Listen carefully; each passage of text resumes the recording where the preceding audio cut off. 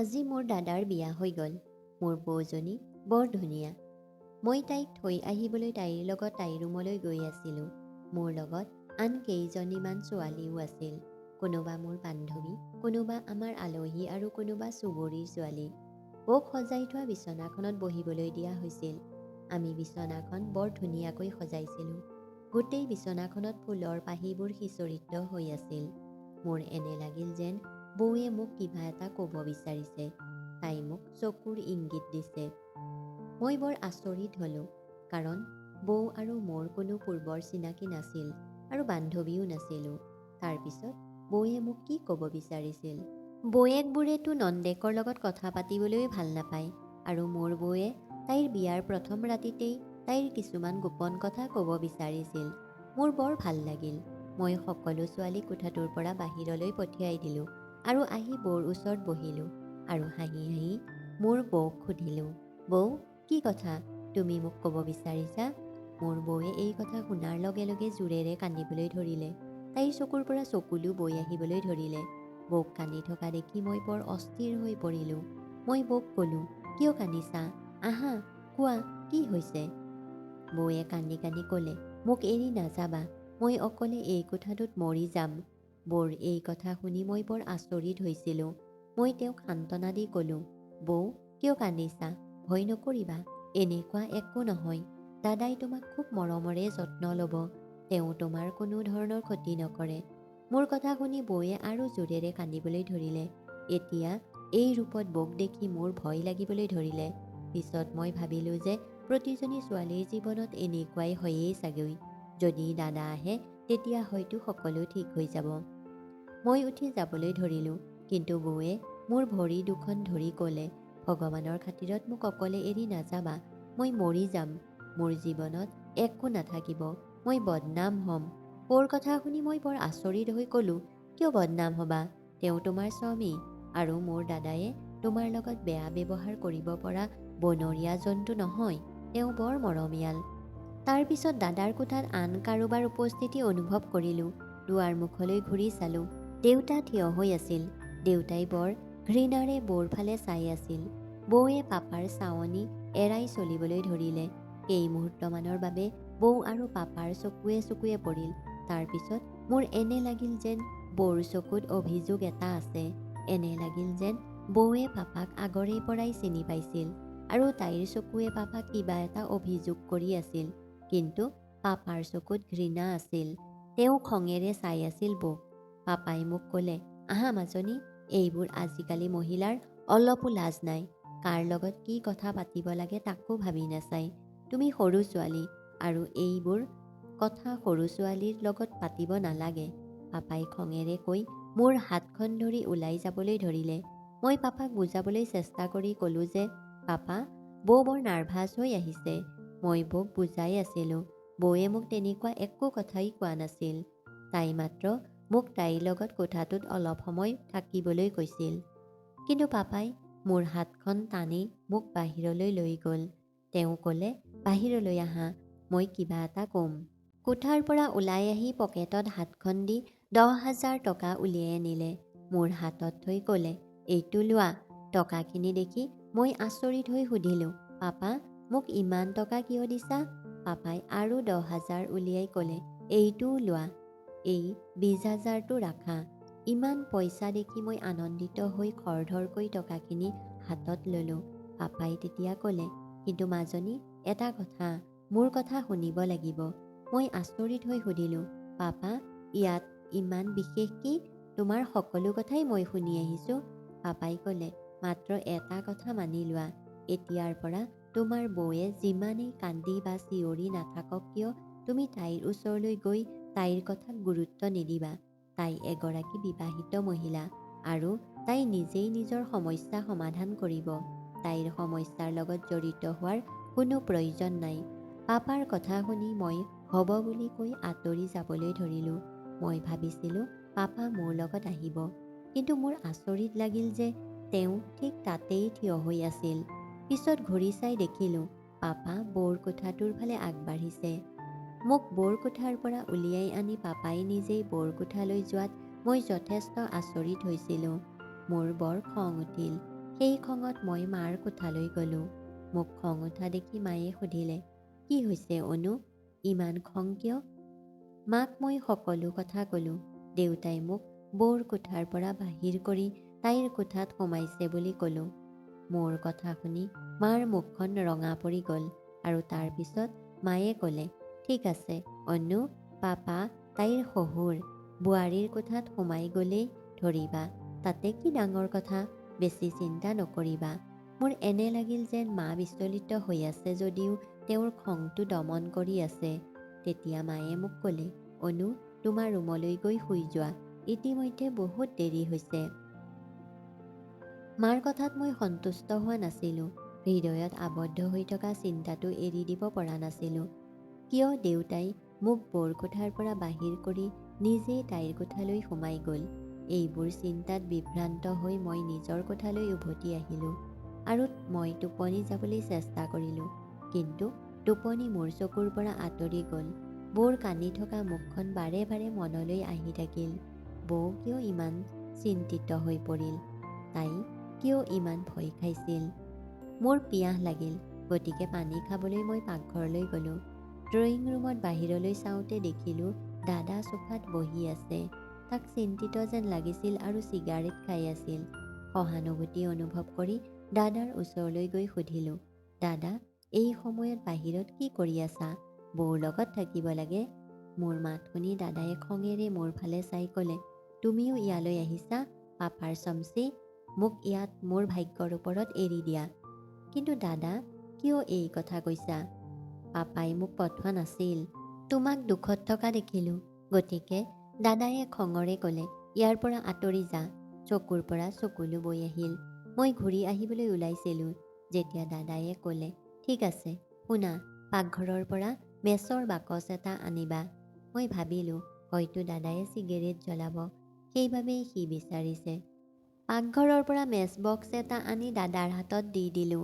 কিন্তু এইটো কি? দাদাৰ এই কাৰ্যত মই স্তম্ভিত হৈ পৰিলোঁ।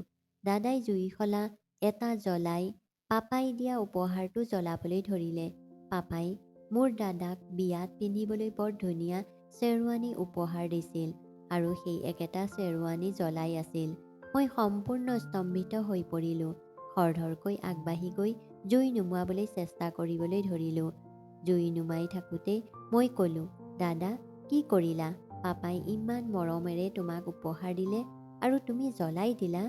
তেতিয়া দাদায়ে হঠাৎ খঙেৰে ক'লে, অনু ইয়াৰ পৰা আঁতৰি যোৱা। মোক কোনো প্ৰশ্ন কৰাৰ প্ৰয়োজন নাই। এতিয়াই মোৰ চকুৰ আগৰ পৰা আঁতৰি যা। দাদাৰ খং দেখি মই কঁপিবলৈ ধৰিলোঁ আৰু কান্দি কান্দি মোৰ কোঠালৈ আহিলোঁ। গোটেই ৰাতিটো মোৰ টোপনি নাহিল আৰু 6 বজাত টোপনি আহিল। কিন্তু ৰাতিপুৱা 7 বজাত সাৰ পাই বাহিৰলৈ ওলাই আহি দেখিলোঁ পাপাই চোফাৰ চিৰিয়াছ হৈ বহি আছে। মোক দেখাৰ লগে লগে তেওঁ ক'লে, মই মোৰ বোৱাৰীৰ বাবে ব্ৰেকফাষ্ট বনাবলৈ ওলাইছোঁ। প্ৰকৃত কন্যাটো বোৱাৰীহে, নিজৰ কন্যা সন্তানটো আন এখন ঘৰৰ সম্পত্তি। পাপাৰ পিছে পিছে পাকঘৰলৈ আহি দেখিলোঁ পাপাই বৌৰ বাবে ব্ৰেকফাষ্ট বনাব ধৰিছে। মই দেখি আচৰিত হ'লোঁ আৰু পাপাই কিয় ইমান চিন্তিত বৌক লৈ। মই পাপাক ক'লোঁ, পাপা তুমি বৌৰ বাবে কিয় ব্ৰেকফাষ্ট বনাইছা আৰু কিয় ইমান চিন্তিত হৈ আছা বৌক লৈ? মোৰ কথা শুনি পাপাই ক'লে, তাই মোৰ ল'ৰাৰ পত্নী। যদি মই তাইৰ বাবে চিন্তা নকৰোঁ তেন্তে তাইৰ বাবে কোনে চিন্তা কৰিব? তোমাৰ মায়েতো আপত্তি উলিয়ায়েই থাকে। কোনে জানে তাই নতুন বোৱাৰীজনীৰ বাবে ব্ৰেকফাষ্ট বনাবনে নবনায়। ইতিমধ্যে মাও আহিল। মাক অলপ হতাশ যেন লাগিছিল। মোক আচৰিত হৈ থিয় হৈ থকা দেখি আৰু পাপাক ব্ৰেকফাষ্ট প্ৰস্তুত কৰি থকা দেখি মায়ে মোক সান্ত্বনা দিবলৈ চেষ্টা কৰিলে আৰু তাৰপিছত মোক ক'লে, অনু আই তুমি বাহিৰত গৈ বহা, মই তোমাৰ বাবে ব্ৰেকফাষ্ট প্ৰস্তুত কৰি লৈ আহিম। ঘৰখনৰ পৰিৱেশটো বৰ আচহুৱাকৈ চলি আছিল। কোনেও মোক একো কোৱা নাছিল। মোৰ মূৰৰ সামান্য বিষ হ'বলৈ ধৰিলে। মনৰ পৰা সকলো চিন্তা আঁতৰাই মূৰটো জোকাৰি মোৰ কোঠাৰ ফালে আগবাঢ়িবলৈ ধৰিলোঁ। যেতিয়া দেখিলোঁ কোঠাৰ পৰা দাদা বৌ ওলাই আহিছে। বৌ বগা কাপোৰ পিন্ধিছিল। তাই কোনো মেকআপ কৰা নাছিল, কোনো গহনাও পিন্ধা নাছিল। বৌক দেখি মই থতমত খালোঁ। নতুনকৈ বিয়া হোৱা কইনাৰ দৰেই একো নাছিল। দাদা আৰু বৌ গৈ ব্ৰেকফাষ্ট টেবুলত বহিল। মই ৰুমত সোমোৱাৰ সলনি ব্ৰেকফাষ্ট টেবুলৰ ওচৰলৈ আহি বৌৰ কাষত বহিব ধৰি বৌক মাতিলোঁ, বৌ। মই সম্পূৰ্ণকৈ বহিবও পৰা নাছিলোঁ যেতিয়া পাপাই খঙেৰে ক'লে, অনু, মই তোমাক কি ক'লোঁ যে তুমি এই বিষয়টোৰ পৰা আঁতৰি থাকিব লাগে? মই তোমাক কৈছিলোঁ তুমি বৌৰ লগত কথা নাপাতিবা, সিহঁতৰ পৰা আঁতৰি থাকা, সিহঁতৰ ওচৰত থকাৰ কোনো প্ৰয়োজন নাই। মোৰ কথা নামানা নেকি? ভাল ছোৱালীবোৰ এনেকুৱা নহয়। মাক দেউতাকৰ কথা মানি লোৱাটো তোমাৰ কৰ্তব্য। পাপাৰ কথা শুনি দাদায়ে খঙেৰে পাপালৈ চাই ক'লে, পাপা, আমি ইমানো ভদ্ৰ নহয়। পাপাই দাদাৰ কথা শুনিও তাক আওকাণ কৰিলে। মই উঠি নগ'লোঁ আৰু ব্ৰেকফাষ্ট খাই থাকিলোঁ। আমি ব্ৰেকফাষ্ট খাবলৈ আৰম্ভ কৰাৰ মাত্ৰ 10 মিনিট হ'ল চাগে, কোনোবাই দুৱাৰত টোকৰ মাৰিলে। টোকৰ শুনাৰ লগে লগে বৌৰ মুখখন শেঁতা হৈ পৰিল। দাদা আৰু পাপাই দুৱাৰখন খুলিবলৈ গ'ল আৰু বৌ পিছে পিছে গ'ল। মই সিহঁতৰ পিছে পিছে যাব খোজোতে মায়ে মোক ৰখাই ক'লে, তোমাৰ পাপায়ে কি ক'লে? যে ডাঙৰৰ মাজত জোৰকৈ হস্তক্ষেপ কৰিব নালাগে। মাজনী, তোমাৰ ব্ৰেকফাষ্ট খাই তোমাৰ ৰুমলৈ যোৱা। 15 মিনিট পাৰ হৈ গ'ল যদিও তেওঁলোক এতিয়াও ঘূৰি অহা নাছিল। ইমান সময় সিহঁতে কি কথা পাতি আছিল নাজানো। অহা মানুহজন কোন আছিল নাজানো। মায়ে মনে মনে ব্ৰেকফাষ্ট খাই আছিল, যেন তেওঁৰ কোনো কথাত গুৰুত্বই নাই। মাত্ৰ অলপ সময় পাৰ হৈ গ'ল আৰু তাৰপিছত বৌৰ ডাঙৰ চিঞৰ শুনিলোঁ। লগে লগে উঠি বাহিৰৰ ফালে দৌৰিলোঁ। তেতিয়া মায়ে মোৰ হাতখন ধৰি ক'লে, অনু, তুমি একেবাৰেই বুজি পোৱা নাই। তুমি এই কথাটোৰ পৰা আঁতৰি থকা উচিত। মই কান্দিবলৈ ধৰিলোঁ। মা, মই নাজানো বৌৰ কি হৈছে, তাই কিয় চিঞৰিছে। আমি বাহিৰলৈ ওলাই গৈ চাব লাগে। মায়ে মোৰ কথা শুনি কোনো সঁহাৰি দিয়া নাছিল, মাথো চকু টুকিছিল। মই চিঞৰি উঠাত মায়ে মাথো ক'লে, অনু, মই একো কৰিব নোৱাৰোঁ। মোৰ ঘৰটো বচাব লাগিব। মই ধ্বংস কৰিব নিবিচাৰোঁ। মই অসহায়। অনু, মই একো কৰিব নোৱাৰোঁ। পাপা আৰু মোৰ দাদাই বাহিৰৰ পৰা দুৱাৰত তলা মাৰি থৈছিল। মই জোৰেৰে দুৱাৰত ঢকিয়াই আছিলোঁ, কিন্তু কোনেও খুলি দিয়া নাছিল। বৌৰ চিঞৰবোৰ জোৰেৰে বাঢ়ি আহিছিল। তাই চিঞৰি আছিল। প্ৰায় 2-3 ঘণ্টাৰ পাছত দুৱাৰখন খুলিলে আৰু তিনিওজন সোমাই আহিল আৰু বৌ তাইৰ কোঠালৈ যাবলৈ ধৰিলে। ময়ো বৌৰ পিছে পিছে তাইৰ ৰুমলৈ যাবলৈ ধৰিলোঁ। তেতিয়া পাপাই খঙেৰে মোক ক'লে, এই নীলাজ মহিলাৰ পিছে পিছে যোৱাৰ কোনো প্ৰয়োজন নাই। এইবাৰ ময়ো ক'লোঁ, পাপা, তুমি কিয় এনেকৈ কৈছা? মোক উত্তৰ নিদিয়াকৈ তেওঁ কোঠালৈ গ'ল। এইখন ঘৰত শান্তি বোলা বস্তুটো নাইকিয়া হৈ গৈছে। ঘৰখনত কি হৈ আছে একো বুজিব পৰা নাই। এই বুলি কৈ মই নিজৰ ৰুমলৈ আহিলোঁ। বৌৰ কাৰণে মোৰ টেনচন হৈ আছিল। যেতিয়াই ঘৰৰ সকলো মানুহে ইফালে সিফালে গ'ল, মই মনে মনে বৌৰ কোঠালৈ গ'লোঁ। বৌক লগ কৰি সুধিবলৈ মন গ'ল, তাই কিয় ইমান চিঞৰিছিল। মই বৌৰ ৰুমৰ দুৱাৰখন ঠেলি দিওঁতেই ভিতৰৰ পৰা তলা বন্ধ হৈ আছিল। মই কেইবাবাৰো লাহে লাহে বৌক মাতিলোঁ, কিন্তু বৌয়ে দুৱাৰখন খোলা নাছিল। মন দি শুনিবলৈ চেষ্টা কৰিলোঁ, কিন্তু ভিতৰৰ পৰা বৌৰ হুমুনিয়াহ শুনিলোঁ। মই বৌক আকৌ মাতিবলৈ ওলাইছিলোঁ, তেনেতে কোনোবাই আমাৰ বাহিৰৰ দুৱাৰ মুখত মাত দিলে। দুৱাৰখন খুলিবলৈ গৈ দেখিলোঁ আমাৰ চুবুৰীৰ এগৰাকী মহিলা থিয় হৈ আছে। তাই মুখত এটা বৰ শান্তিপূৰ্ণ হাঁহি। মোক দেখি তাই ক'লে, অনু, তোমাৰ মা ক'ত? সেই মহিলাগৰাকীক ভিতৰলৈ আনি চোফাত বহিবলৈ দি মাক মাতিলোঁ। মাও আহি তাইৰ কাষত বহিল। অলপ সময় কথা পতাৰ পাছত তাই সুধিলে, শোভা, তোমাৰ ঘৰত কি হৈছে? তোমাৰ ঘৰৰ পৰা বহু হুলস্থুল আহিছিল। বোৱাৰীৰ চিঞৰি থকা শব্দ। এইটোও সম্ভৱনে? বিয়া হোৱা 2 দিনো হোৱা নাই আৰু তুমি এই নাটকখন আৰম্ভ কৰিছা? সেই মহিলাগৰাকীৰ কথা শুনি মায়ে কৈছিল যে মই এই বিষয়ত একো কৰিব নোৱাৰোঁ। এয়া মোৰ স্বামীৰ কথা, তেওঁ নিজেই সমাধান কৰিব। মাৰ কথা শুনি মহিলাগৰাকীয়ে ক'লে, হেৰা শোভা, এইটো কি? তোমাৰ স্বামীৰ কথা কেনেকৈ হ'ব পাৰে? এইটো তোমাৰ ল'ৰাৰ কথা। তুমিও এই কথাটোত সমাধান কৰা উচিত। মায়ে আৰু একো নক'লে আৰু মনে মনে উঠি নিজৰ ৰুমলৈ গ'ল। মহিলাগৰাকীও মুখ ফুলাই ঘৰলৈ উভতি গ'ল। মাৰ পিছে পিছে গৈ কোঠাটোত সোমাই দেখিলোঁ মায়ে কান্দি আছে। মাৰ ওচৰলৈ গৈ মাক শান্ত কৰিবলৈ চেষ্টা কৰিলোঁ। মা, কি হৈছে? এই ঘৰত কি হৈছে? তুমি আহি কিবা এটা নকৰা কিয়? মোৰ কথা শুনি মায়ে ক'লে, অনু, তুমি এতিয়াও সৰু, এই বিষয়ত নোসোমোৱাই ভাল। তোমাৰ দেউতাই সকলো চম্ভালি ল'ব। এনেকৈ কৈ মায়ে চাদৰেৰে মুখ ঢাকি শুই পৰিল। কিছু সময় মাৰ লগত থাকিলোঁ।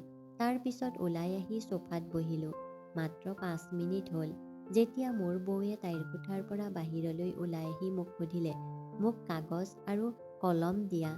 বৌ, কাগজ আৰু কলমেৰে কি কৰিবা? মই সুধিলোঁ। বৌয়ে মোৰ ফালে চাই থাকিবলৈ ধৰিলে। মনে মনে কলম আৰু কাগজ এখন আনি বৌক দিলোঁ। মই তাইক কাগজ আৰু কলমটো দি মোৰ কোঠাত সোমাই ভিতৰৰ পৰা দুৱাৰখন বন্ধ কৰি দিলোঁ। ময়ো মোৰ কোঠালৈ আহি জিৰণি লোৱাৰ উদ্দেশ্যৰে শুই পৰিলোঁ। ঘৰখনত কি চলি আছে মই বুজিব পৰা নাছিলোঁ। সন্ধিয়া দাদা অফিচৰ পৰা আহি মুখখন নিৰাশ হৈ একো নোখোৱাকৈয়ে নিজৰ ৰুমলৈ গ'ল। মাত্ৰ কেইটামান মুহূৰ্ত পাৰ হৈ গ'ল আৰু হঠাতে ঘৰটোত এটা ধুমুহা আহিল। দাদাৰ কোঠাত জোৰেৰে চিঞৰ বাখৰৰ শব্দ হ'ল যদিও এইবাৰ মাতটো বৌৰ নহয়, দাদাৰ। দৌৰি দাদাৰ ৰুমলৈ গৈ দেখিলোঁ দাদায়ে জোৰেৰে চিঞৰি কান্দিছে। মা আৰু পাপাও দাদাৰ ৰুমলৈ আহিছিল। দাদায়ে চিঞৰি চিঞৰি কৈ আছিল, পাপা, নৰ্মদাক বচাওক, তাইৰ মৃত্যু হ'ব। প্লিজ বাবা, নৰ্মদাক বচাওক। বৌৰ ফালে আঙুলিয়াই দাদায়ে ক'লে। মই দৌৰি আহিলোঁ বৌৰ ওচৰলৈ। তাই মুখ তল কৰি শুই আছিল আৰু তাইৰ মুখৰ পৰা তেজ ওলাই আহিছিল। এই কথা দেখি মই চিঞৰি উঠিলোঁ। দাদায়ে জোৰেৰে চিঞৰি পাপাক কৈ আছিল, প্লিজ পাপা, নৰ্মদাক বচাওক, আমি তাইক হস্পিটাললৈ লৈ যোৱা উচিত। কিন্তু পাপাই ক'লে, নাই বিক্কু, আমি তাইক হস্পিটাললৈ লৈ নাযাওঁ। তাই নিজেই নিজৰ মৃত্যুক নিয়ন্ত্ৰণ জনাইছে। তাই এই পৃথিৱীখন এৰি গুচি গৈছিল। মই জোৰেৰে কান্দি আছিলোঁ। মাৰ চকুৰ পৰাও চকুলো বৈ আহিছিল। বৌ আৰু এই পৃথিৱীত নাছিল। মই এই সত্যক মানি ল'ব পৰা নাছিলোঁ। দাদা এজন নিৰ্জীৱ মানুহৰ দৰে বিচনাত প্ৰাণহীন হৈ পৰিছিল। বৌলৈ চাই মই কান্দি আছিলোঁ। বৌৰ সেই নিৰ্দোষী আৰু ভয় খোৱা মুখখন মোৰ চকুৰ সন্মুখত আহি থাকিল। কেনেকৈ বৌয়ে কানি কানি মোক কৈছিল, প্লিজ মোৰ ওচৰৰ পৰা আঁতৰি নাযাবা, মই মৰিম। আৰু আজি সঁচাকৈয়ে বৌ মৰি গৈছিল। সকলোৱে চিন্তিত হৈ থিয় হৈ আছিল। পাপাৰ মুখত গভীৰ নিস্তব্ধতা আহিছিল। তেতিয়া পাপাই দাদাক ক'লে, নৰ্মদাৰ পৰিয়ালক ফোন কৰা, আহি তাইক লৈ যাবলৈ। দাদায়ে নৰ্মদাৰ পৰিয়ালক ফোন কৰিলে। বৌৰ পৰিয়ালটো আহি খঙত চিঞৰি দাদাক দোষ দিবলৈ ধৰিলে। ক'লে যে, আপুনি আমাৰ ছোৱালীৰ হত্যাকাৰী। ক'ত আমাৰ ধুনীয়া ভনী আৰু আপুনি সাধাৰণ চেহেৰাৰ মানুহ। আপুনি আমাৰ ছোৱালীজনীক চিঞৰিছিল কাৰণ বিয়াৰ আগতে তাই মানুহৰ আগত আপোনাক বান্দৰ বুলি কৈছিল। হয়তো সেইবাবেই আপুনি আমাৰ ছোৱালীজনীক হত্যা কৰিলে। যদি আপুনি তাইক ৰাখিব নোৱাৰে, তেতিয়া আপুনি কিয় তাইক বিয়া কৰাইছিল আৰু তাইক কিয় লগত লৈ আহিছিল? আমি আমাৰ ছোৱালীজনীৰ মৰণোত্তৰ পৰীক্ষা কৰিম। আমি পুলিচক ৰিপৰ্ট দিম যে আপুনি আমাৰ ছোৱালীজনীক হত্যা কৰিছে। বৌৰ মাকৰ ফালৰ ককায়েক ভায়েকে দাদাক দোষ দিছিল আৰু গুচি গৈছিল। পাপাও গভীৰ চিন্তাত পৰিছিল। পাপাই আমাক সকলোকে বৌৰ কোঠাৰ পৰা বাহিৰলৈ ওলাব দি ক'লে, তোমালোক সকলোৱে ওলাই যোৱা। আৰু আমি সকলো ওলাই যোৱাৰ পিছত পাপাই ভিতৰৰ পৰা কোঠাটোক তলা মাৰি ভিতৰত বহিল। এই কথা মোৰ বুজাৰ বাহিৰত। পাপা কিয় কোঠাটোৰ ভিতৰত বহি আছিল? বৌৰ মাক দেউতাকে বৌৰ মৃতদেহটো লৈ গৈছিল যদিও পাপা কোঠাটোৰ ভিতৰতেই আবদ্ধ হৈ বহি আছিল। বাহিৰলৈ ওলাই নাহি কাকো সোমাবলৈ দিয়া নাছিল। কিছু সময়ৰ পাছত পুলিচ আমাৰ ঘৰলৈ আহিছিল। কিছু সময় সোধা পোছা কৰি পুলিচে মোৰ দাদাক মুকলি কৰি দিলে। আমাৰ ঘৰলৈ পুলিচৰ দলটোও আহিল। পাপাই ঘৰত কাকো সোমাবলৈ নিদিছিল যদিও পুলিচক সোমাবলৈ দিলে। পাপায়ে পুলিচক কি ক'লে নাজানো। কোঠাটোত আত্মগোপন কৰি পুলিচক সকলো দেখুৱাই আছিল। গোটেই কোঠাটো তালাচী চলাই গুচি গ'ল আৰক্ষী। মা আৰু দাদাৰ অৱস্থা বেয়া আছিল, কান্দি আছিল। পাপাও নিমাত হৈ পৰিল। অৱশেষত আৰু সহ্য কৰিব নোৱাৰি খঙত মই ক'লোঁ, তোমালোকে মোক কিবা এটা নোকোৱা কিয়? ঘৰত কি চলি আছে মই একো নাজানো। এতিয়া মই ইমান সৰু নহয় যে ঘৰৰ কথাবোৰ বুজি নাপাম। ময়ো বিয়াৰ বয়সৰ, মোৰো এই ঘৰত কি হৈ আছে সেইটো জনাৰ অধিকাৰ আছে, কিবা এটা জানিবলগীয়া আছে, আৰু আপোনালোকে মোক কিয় একো নকয়? পাপা কিছু সময় মোৰ ফালে চাই থাকিল। তাৰ পিছত মোৰ হাতত ধৰি মোক কাষত বহিবলৈ দিলে আৰু ক'লে, আহা অনু, মই তোমাক সকলো কথা ক'ম। এই বুলি পাপাই মোৰ হাতত এখন চিঠি দিলে। সেই চিঠিখন পঢ়ি থাকোঁতে মোৰ ভৰিৰ তলৰ পৰা মাটি পিছলি গৈছিল। সেই চিঠিখন পঢ়িবলৈ মোৰ বৰ কষ্ট হৈছিল। বৰ সত্য গম পোৱাৰ পিছত মোৰ চকু দুটা ভয়ৰে ভৰি পৰিল। চিঠিখন পঢ়াৰ পিছত মই বুজিলোঁ যে বৌয়ে মোক সেইদিনা তাইৰ লগত থাকিবলৈ কিয় কৈছিল। কিয় তাই কৈছিল যে মই বদনাম হ'ম, মই মৰিম, মোক বদনামৰ পৰা বচোৱা, মৃত্যুৰ পৰা বচোৱা, আৰু আজি বৰ সঁচাকৈয়ে মৃত্যু হৈছিল।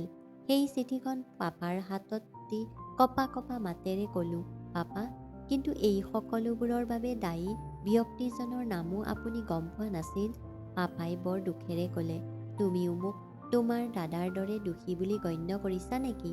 মই ক'লোঁ, নাই পাপা, মই তোমাক দোষ দিয়া নাই। তুমি কোনো ভুল কৰিব নোৱাৰা। মোৰ পাপাৰ ওপৰত সম্পূৰ্ণ বিশ্বাস আছে। কিন্তু এই সকলোবোৰৰ কাৰণ আছিল যে কোনোবা এজন। পাপাৰ মুখত লাজ এটা আহিল আৰু গ'ল। পাপাই দুখেৰে ক'লে, হয় মাজনী, এই সকলোবোৰৰ বাবে যিয়েই দায়ী পুলিচে নিজেই উলিয়াই দিব। এইটো আমাৰ কাম নহয়। আমি সকলোৱে এই কথা পাতি আছিলোঁ। হঠাতে দাদা আহি পাপাৰ ভৰিৰ ওচৰত বহি কান্দি কান্দি ক'লে, পাপা, মোক ক্ষমা কৰিবা। মই তোমাক সন্দেহ কৰিছিলোঁ। মই নাজানিছিলোঁ যে নৰ্মতা এনেকুৱা মহিলা। যেতিয়াই তাই পাপাক অভিযোগ কৰিছিল মই তাইৰ কথা বিশ্বাস কৰিছিলোঁ। নৰ্মতাই কান্দি কান্দি মোক কৈছিল যে তোমাৰ দেউতাই মোক ভয় খুৱাই, মোক ঠেলি দিয়ে আৰু মোৰ লগত অবৈধ সম্পৰ্ক স্থাপন কৰিব বিচাৰে। নৰ্মতাই মোক তাইৰ ওচৰলৈ আহিবলৈ নিদিলে আৰু মই নিবিচাৰিলেও নৰ্মতাৰ কথা বিশ্বাস কৰিছিলোঁ। আৰু সেইবাবেই সেই নিশা মই চিন্তিত হৈ বাহিৰত ঘূৰি ফুৰিছিলোঁ। আনকি তুমি দিয়া উপহাৰটো জুই লগাই দিছিলোঁ। মই বহুত মানসিক চাপত আছিলোঁ। কিন্তু মৃত্যুৰ সময়ত নৰ্মতাই মোক সঁচা কথা কৈছিল, তোমাৰ দেউতা নিৰ্দোষী। মই তোমাৰ দেউতাক চিনি নাপালোঁ। কিন্তু মোৰ এজন বন্ধুৰ লগত সম্পৰ্ক আছিল। তেওঁ মোৰ লগত একেখন কলেজতে পঢ়িছিল। আমি দুয়ো প্ৰেমত পৰিছিলোঁ। আমি দুয়ো স্বামী স্ত্ৰীৰ সম্পৰ্ক স্থাপন কৰিছিলোঁ। আমি বিয়া হোৱা নাছিলোঁ যদিও সোনকালেই বিয়া হ'বলৈ ওলাইছিলোঁ। কিন্তু তেতিয়ালৈকে তুমি মোক বিয়া কৰালা। নৰ্মতাই ক'লে যে তাইৰ বন্ধুৱে তাইক ব্লেকমেইল কৰিবলৈ আৰম্ভ কৰিছে। তেওঁ কৈছে যে যদি এতিয়া তুমি তোমাৰ স্বামীৰ লগত কিবা সম্পৰ্ক কৰা তেন্তে মই তোমাক মাৰি পেলাম। তোমাৰ কিছুমান ফটো মোৰ হাতত আছে, ভাইৰেল কৰি তোমাক বদনাম কৰি দিম। কিন্তু সেইদিনা যেতিয়া সেই সকলোবোৰ ফটো দুৱাৰ মুখত পেলাই থৈ গৈছিল, তেতিয়া মই নিশ্চিত হৈছিলোঁ যে নৰ্মতাই মিছা কথা কৈছে। মই ইমানেই লাজ পাইছিলোঁ যে পাপাক সন্দেহ কৰিছিলোঁ। তেনেকৈয়ে খঙত মই নৰ্মতাৰ ওপৰত হাত দাঙিছিলোঁ। পাপা, আপুনি পুলিচক সকলো সঁচা কথা কৈ ডাঙৰ কাম কৰিলে আৰু লগতে নৰ্মতাই লিখা চিঠিখনো দেখুৱাই দিলে। এতিয়া নৰ্মতাই যে নিজকে হত্যা কৰিলে তাত কোনো সন্দেহৰ অৱকাশ নাই। আৰু নৰ্মতাৰ হত্যাৰ দোষী তাইৰ প্ৰেমিক। নহ'লে সেই মহিলাগৰাকীয়ে যোৱাৰ সময়তো আমাক বদনাম কৰিলেহেঁতেন। দাদালৈ চাই থাকোঁতে হঠাৎ পাপাক সুধিলোঁ, কিন্তু পাপা, সেইদিনা মোক বৰকোঠাৰ পৰা উলিয়াই আনি নিজেই বৰকোঠালৈ কিয় গ'লা? পাপাই ক'লে, সেইদিনা মই শুনিছিলোঁ নৰ্মতাই কাৰোবাৰ লগত ফোনত কথা পাতিছে। তাই সকলো ফটো তাইক ঘূৰাই দিবলৈ কৈছিল। তাই নতুন জীৱন আৰম্ভ কৰিব বিচাৰিছে। তাই কানি কানি কাৰোবাৰ লগত কথা পাতি আছিল। মই তোমাক কোঠাৰ পৰা উলিয়াই আনিছিলোঁ যাতে তুমি এই বিষয়ত জড়িত হ'ব পাৰা। তাইৰ পৰা আঁতৰি থাকা। মই নিজেই তাইৰ লগত কথা পাতি কি সমস্যা জানিব বিচাৰিছিলোঁ। মই তাইক মৰমেৰে সুধিবলৈ চেষ্টা কৰিলোঁ, কিন্তু তাই মোক একো কোৱা নাছিল। বৰঞ্চ তাই মোৰ ওপৰত খং উঠিবলৈ ধৰিলে। আপোনাৰ নতুন বোৱাৰীৰ কোঠাত এনেকৈ আহিবলৈ লাজ নাই নেকি? মই তাইক পতিয়ন নিয়াবলৈ চেষ্টা কৰিলোঁ যে তাই মোক নিজৰ দেউতাকৰ দৰেই ব্যৱহাৰ কৰিব পাৰে আৰু তাইৰ হৃদয়ৰ সকলো কথা মোৰ লগত শ্বেয়াৰ কৰিব পাৰে। কিন্তু তাই মোক একো নক'লে। মই তাইক আত্মবিশ্বাসত ল'ব বিচাৰিছিলোঁ, গতিকে তাইক সন্তুষ্ট কৰিবলৈ চেষ্টা কৰি আছিলোঁ। আনকি আজি ৰাতিপুৱা তাইৰ বাবে ব্ৰেকফাষ্টটো বনালোঁ, যাতে তাই মোক বিশ্বাস কৰে আৰু বিশ্বাস কৰে যে মই তাইক মোৰ নিজৰ ছোৱালীৰ দৰে ব্যৱহাৰ কৰিব বিচাৰোঁ। দাদায়ে হাতযোৰ কৰি আকৌ এবাৰ দেউতাৰ ওচৰত ক্ষমা খুজিলে। দেউতা, মোক ক্ষমা কৰি দিবা। কিন্তু যিটো হ'ল সেয়া ভালৰ বাবেই। নৰ্মদা আমাৰ জীৱনলৈ এটা বেয়া সপোনৰ দৰে আহিল, যিয়ে আমাক সকলো বিপদৰ সৈতে এৰি থৈ গ'ল।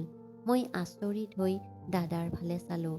তাৰ মুখত কোনো অনুশোচনা নাছিল, নাই কোনো দুখ, নাই কোনো আক্ষেপ।